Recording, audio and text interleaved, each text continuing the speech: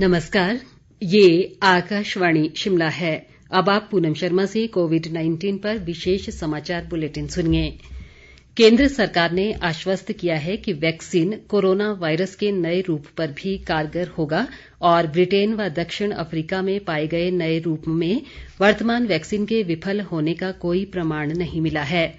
नई दिल्ली में कल मीडिया से बातचीत करते हुए मुख्य वैज्ञानिक सलाहकार के विजय राघवन ने कहा कि कोरोना वायरस के रूप में परिवर्तन होने पर भी वैक्सीन अप्रभावी नहीं होगा।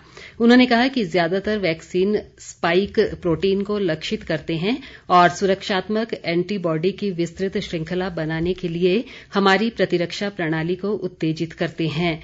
नए रूप के बारे में विस्तृत जानकारी देते हुए राघवन ने कहा कि नए रूप में 17 महत्वपूर्ण बदलाव देखे गए हैं और ये संचरण के प्रसार को बढ़ाता है।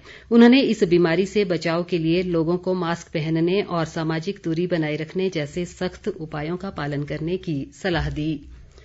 देश में कोविड-19 से स्वस्थ होने की दर बढ़कर 95.99% हो गई है। कोरोना संक्रमण से अब तक 98,34,141 लोग स्वस्थ हो चुके हैं। मौजूदा समय में देश में 2,62,272 कोरोना मरीज उपचाराधीन हैं। देश में कोरोना संक्रमण की कुल संख्या 1,02,44,852 तक पहुंच गई है। संक्रमण से अब तक देश भर में 1,48,439 लोगों की मौत हो चुकी है।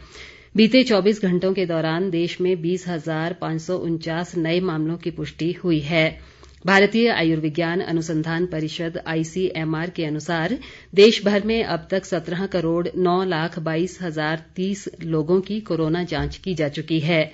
पिछले 24 घंटों के दौरान 11,20,281 कोविड नमूनों की जांच की गई।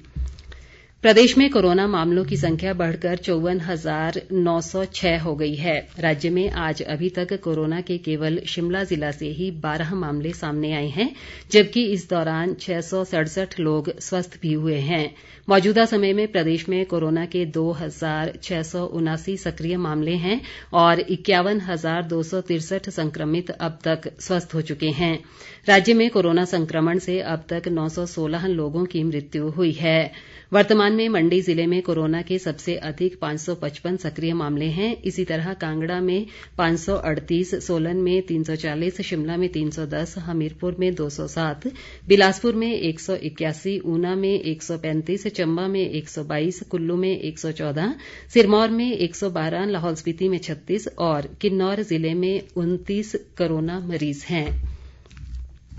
मुख्यमंत्री जयराम ठाकुर ने कहा है कि कोविड-19 महामारी के चलते प्रदेश में पर्यटन उद्योग प्रभावित हुआ है। शिमला में कल HPTDC के निदेशक मंडल की बैठक की अध्यक्षता करते हुए उन्होंने हिमाचल प्रदेश पर्यटन विकास निगम की इकाइयों को लाभप्रद बनाने के लिए और अधिक सक्रिय व व्यावसायिक दृष्टिकोण अपनाने पर बल दिया।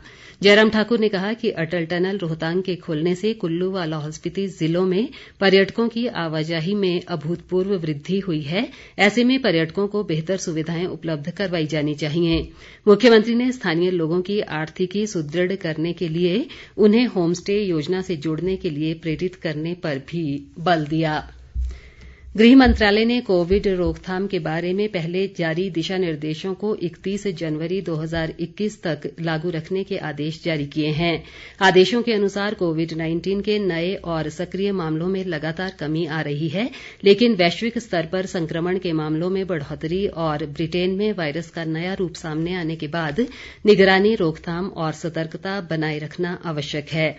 इस सिलसिले में कंटेनमेंट क्षेत्रों का सावधानी से सीमांकन, रोकथाम के निर्दिष्ट उपायों का कड़ाई से पालन, कोविड से बचाव के उपयुक्त व्यवहार को प्रोत्साहन और विभिन्न स्वीकृत गतिविधियों में मानक संचालन प्रक्रिया का पालन जारी रहेगा।